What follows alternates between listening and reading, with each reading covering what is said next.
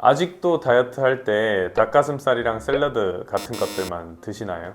실제로는 억눌러가며 다이어트 하는 게 스트레스를 주고 오히려 역효과를 내는 경우가 많죠. 그래서 오늘은 여러분들의 고통을 덜어줄 다이어트 식단을 바로 알려드릴게요. 결론부터 말씀드리자면 갈비, 스테이크, 보쌈, 족발 이런 거 다 드셔도 됩니다. 단 여기서 반드시 주의해야 할 점이 하나 있는데요. 제가 알려드린 대로만 꾸준히 하시면 2달에 5kg 이상 수월하게 빼실 수 있습니다. 건강하고 편안한 다이어트를 위해 끝까지 집중해주세요. 자, 지방이 빠지려면 우리 몸이 지방을 쓰고 싶어서 안달이 나도록 만들어야 됩니다. 근데 탄수화물이랑 당이 딱 들어오는 순간 혈당이 올라가 버리겠죠. 그 상태에서는 에너지가 충분하기 때문에 굳이 이렇게 쌓여있는 지방을 꺼냈을 필요성을 못 느껴요. 하지만 탄수화물이 일정 시간 들어오지 않아서 간에 있는 소량의 탄수화물까지 이제 고갈이 된 상태가 돼버리면 그제서야 몸이 지방을 쓰기 시작해요. 지방을 연료로 쓰면서 동시에 간에서는 단백질을 당으로 만들어서 최소한의 혈당을 유지하려고 노력을 합니다. 그래서 식단 만들 때의 규칙은 탄수화물과 당류를 일단 좀 줄이는 거죠. 그리고 그 외의 음식은 즉 단백질과 야채는 좀 충분히 드시면 좋습니다. 여기까지 들으면 그냥 뭐 저탄고지하라는 얘기 아니냐 라고 할 수 있는데요. 제일 중요한 그 다음 단계, 현실적으로 좀 지속 가능한 음식들이냐에 대해서 좀 막히는 경우가 대다수입니다. 보통 단백질 먹으라고 하면 닭가슴살, 샐러드 같은 좀 괴롭고 힘든 극단적인 식단을 선택을 하게 마련인데, 다이어트에서 가장 중요한 거는 내가 얼마나 이렇게 꾸준히 이어갈 수 있느냐가 가장 중요합니다. 느낌상 다이어트를 하면서 절대 먹으면 안 될 것 같지만 사실은 여러분이 행복하게 먹을 수 있는 다이어트 음식이 생각보다 많습니다.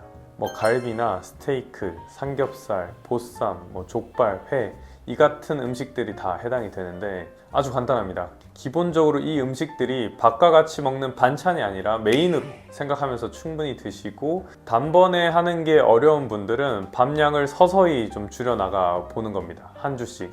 다이어트는 같은 음식을 계속 먹으면 좀 질리기 때문에 포기하는 분들이 많이 발생을 합니다. 그래서 좋아하는 음식을 다양하게 돌려가면서 먹는 게 가장 중요한데, 여기서 경고하는 거는 단백질이니까 많이 먹어도 괜찮을 거야 라고 과식을 하면 안 돼요. 너무 과식을 해버리면 칼로리가 과잉되는 거죠. 그러면 생각보다 다이어트 할 때 좀 속도가 느려지게 됩니다. 그래서 충분히 드시되 과잉하지는 않는다는 느낌으로 좀 적절하게 밸런스를 찾아서 드신다면 행복하고 스트레스 없는 다이어트를 하실 수 있을 겁니다. 뭔지 모르겠다 하시는 분들은 댓글로 문의 주시면 제가 답변을 드리도록 할게요.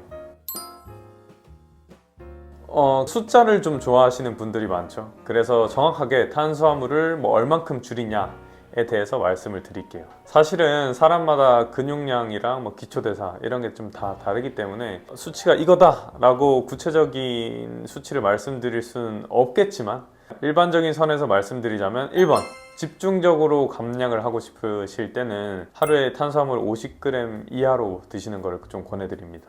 50g이라고 하면 햇반 작은 공기 하나가 되는데, 만약에 이렇게 줄였더니 기운이 너무 딸리고 어지러움 증상이 좀 심해진다 라고 하시는 분들은 이때는 지방대사가 좀 잘 안 되고 간에서 당을 만드는 당신생도 좀 충분하지 않은 상태이기 때문에 조금 더 탄수화물을 의도적으로 좀 보충을 해야 됩니다. 어쩔 수 없이요. 2번, 체중을 유지하는 경우에는 하루에 탄수화물을 100g 정도로 드시면 됩니다.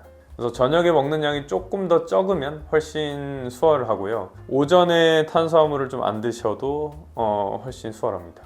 우리 몸은 아무리 탄수화물을 좀 적게 먹어도 최소한의 혈당은 있어야 돼요. 근데 탄수화물을 좀 적게 먹을 때는 단백질을 재료로 이용해서 그 혈당을 만들어냅니다. 간에서요. 그래서 단백질을 충분히 섭취를 해야 활력도 어느 정도 유지가 되고 다이어트를 좀 더 쉽게 만들어주는 장점이 있습니다. 그럼 마지막으로 저에게 치료받으시면서 10kg 이상 감량했던 분의 실제 식단을 좀 예시로 보여드릴게요. 삼겹살 같은 경우도 좀 충분히 드시고요. 보쌈이나 족발 이런 것도 같이 드시고, 어떤 때는 사시미, 또 어떤 때는 포케를 드시는 경우도 많고요. 이때는 당연히 병아리 콩이나 토마토 같은 거 좀 빼고 드셔야겠죠. 그리고 소스도 조금 안 단 걸로.